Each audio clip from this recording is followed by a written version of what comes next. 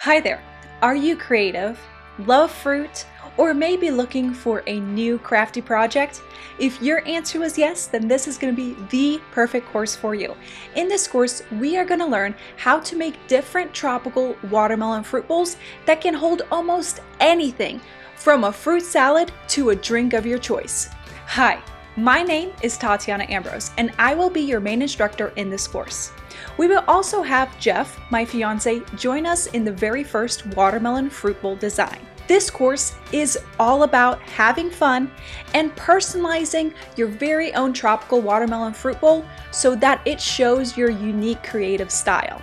I will walk you through this course step by step, from how to cut a watermelon for a specific design, to carving out watermelon letters, carving unique designs on your watermelon wings, and even the fun and different ways you can use your leftover fruit.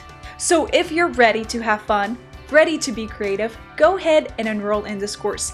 You have nothing to lose. If this course is not a right fit, Udemy will give you a 30-day money-back guarantee when you enroll in this course today. So what are you waiting for? Go ahead, enroll, and let's get started.